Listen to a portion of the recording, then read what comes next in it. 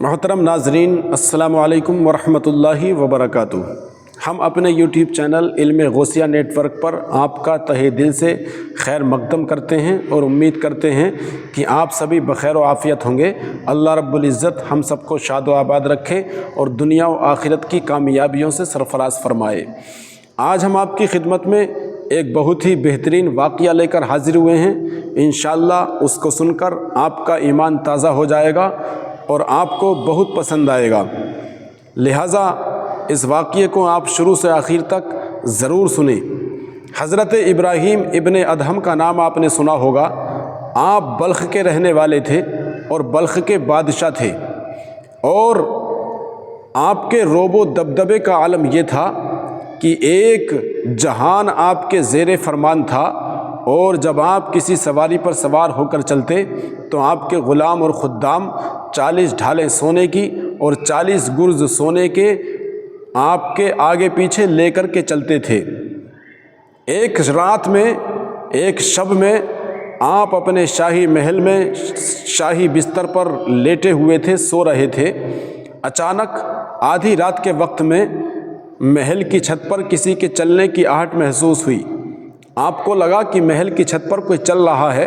آپ نے آواز دی کہ رات میں محل کی چھت پر کون چل رہا ہے؟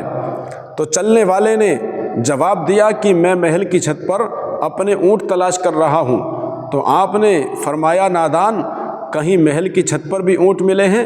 آج تک محل کی چھت پر کوئی اونٹ چڑھا ہے؟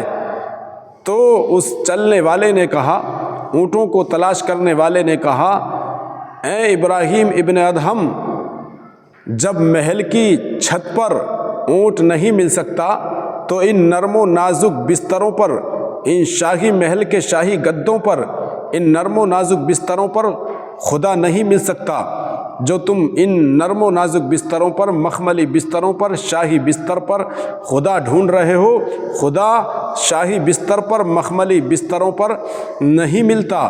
میرے محترم بزرگوں اور دوستو، آپ کے دل پر یہ بات سن کر بڑا گہرا اثر ہوا۔ رات بسر ہو گئی، رات گزر گئی، صبح کو آپ کا دربار لگا۔ آپ کے دربار میں ہر خاص و عام موجود تھا۔ شہر کا ہر ناگرک آپ کے دربار میں موجود تھا۔ اسی عالم میں ایک ایسا اجنبی شخص آیا جس کے روب و دبدبے کا عالم یہ تھا کہ آتے ہوئے اسے کوئی پہرے دار یا کوئی دربان بھی روکنے کی جسارت نہ کر سکا۔ کوئی بھی دربان، کوئی بھی پہرے دار اس سے یہ نہ پوچھ سکا کہ آپ بنا اجازت کے اندر نہیں جا سکتے۔ جناب والا یہ سیدھا بالکل ڈائریکٹ بادشاہ کے دربار میں بادشاہ کے سامنے آ کر کے بیٹھ گیا اور یہ کہہ کر اٹھ کر کے چلا گیا کہ یہ سرائے مجھے پسند نہیں، یہ سرائے مجھے پسند نہیں۔ آپ نے روک کر فرمایا کہ یہ سرائے کب ہے جو تم کو پسند نہیں؟ تو اس آنے والے نے کہا، اے ابراہیم ابن ادہم، ذرا یہ بتائیے کہ یہ محل آپ سے پہلے کس کے پاس تھا؟ تو آپ نے فرمایا، میرے دادا کے پاس۔ پھر اس آنے والے نے کہا، آپ کے دادا سے پہلے کس کے پاس تھا؟ تو حضرت ابراہیم ابن ادہم نے کہا، میرے دادا کے والد کے پاس۔ تو اس آنے والے نے کہا، گویا آپ سے پہلے یہ محل آپ کے والد کے پاس تھا، اور آپ کے والد سے پہلے آپ کے دادا کے پاس تھا، اور آپ کے دادا سے پہلے آپ کے دادا کے والد کے پاس تھا۔ ذرا یہ بتائیے کہ سرائے اور کس کو کہا جاتا ہے؟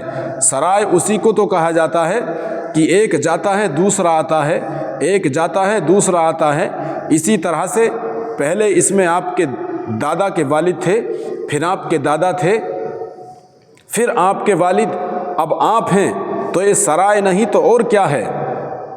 حضرت ابراہیم ابن ادہم کے دل پر اس بات کا بڑا اثر ہوا، اور یہ شخص اتنا کہنے کے بعد وہاں سے چلا گیا اور گم ہو گیا۔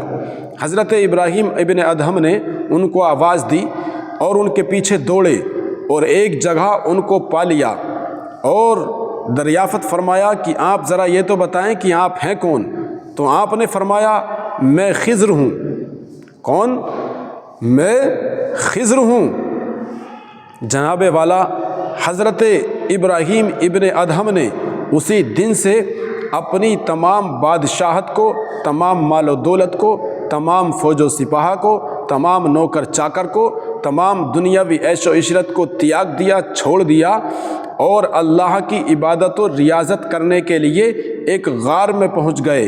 कई सालों तक आपने उस गार में अल्लाह की इबादत और रियाज़त की और अल्लाह रब्बुल इज़्ज़त ने उस इबादत और रियाज़त के ज़रिए आपको वो मकाम अता फरमाया कि आप आसमान विलायत के दरख्शिंदा सितारे बन कर के चमके।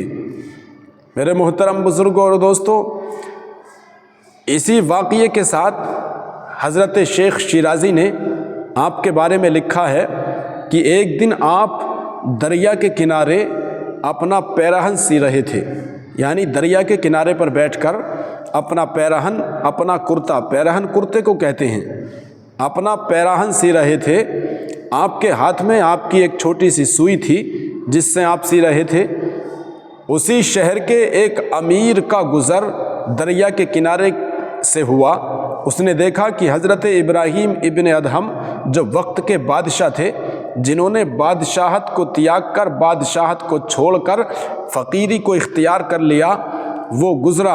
अमीर ने देखा, जब वो अमीर उधर से गुज़रा तो देखा कि हज़रत इब्राहीम इब्न अदहम अपना पैराहन सी रहे हैं अपने हाथ से और सुई से। तो मेरे मोहतरम बुज़ुर्गों और दोस्तों, वो अमीर कहने लगा कि इन बादशाह ने बादशाहत को छोड़कर इस फ़कीरी में क्या हासिल किया।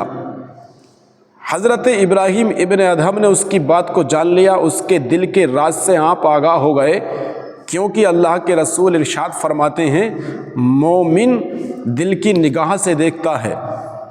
इत्तकू फिरासतुल मोमिन, मोमिन की निगाह से डरो, क्योंकि मोमिन अल्लाह के नूर से देखता है। तो मेरे मोहतरम बुज़ुर्गों और दोस्तों, हज़रत इब्राहीम इब्न अदहम ने उसके दिल के राज को जान लिया और आपके हाथ में जो सुई थी जिससे आप अपना पैराहन सी रहे थे, उसको दरिया में फेंक दिया। दरिया में फेंकने के बाद आपने दरिया की मछलियों को हुक्म दिया कि ये दरिया की मछलियों, मेरी सुई मुझे वापस कर दो। अब वो अमीर सोचने लगा कि इतनी सी सुई, इतना बड़ा दरिया कैसे मिल जाएगी। लेकिन जब कोई बंदा अल्लाह वाला हो जाता है तो अल्लाह रब्बुल इज़्ज़त तमाम मखलूक को उसकी ताबाए फरमान कर देता है। हज़रत इब्राहीम इब्न अदहम ने जब इतना कहा तो दरिया की मछलियाँ अपने अपने मुंह में सोने की सुइयाँ लेकर हाजिर हुईं। अल्लाहु अकबर, यह है अल्लाह वालों की शान। हज़रत इब्राहीम इब्न अदहम ने फरमाया, ये मेरी सुई नहीं है, मुझे मेरी सुई चाहिए, मुझे मेरी सुई ला करके दो, क्योंकि मेरी सुई सोने की नहीं बल्कि लोहे की है।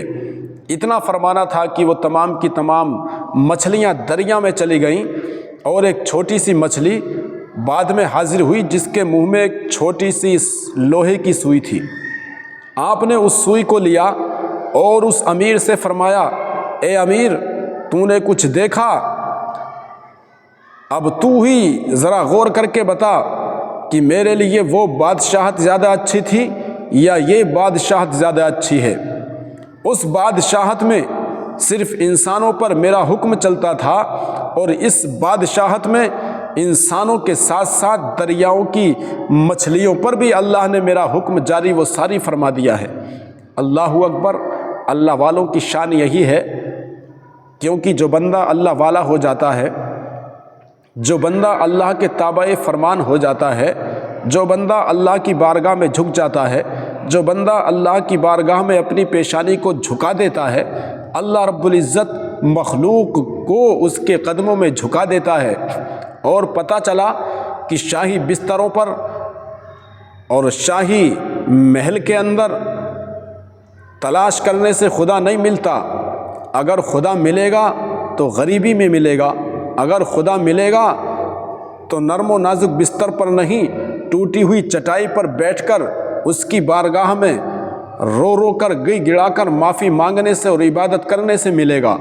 मेरे मोहतरम बुज़ुर्गों और दोस्तों, तो हमें चाहिए कि हम अपने रब की इबादत करें, हम अपने रब की रियाज़त करें, हम अपने रब के सामने अपनी पेशानी को झुकाएं, क्योंकि इस पेशानी की बहुत बड़ी कदर व कीमत है।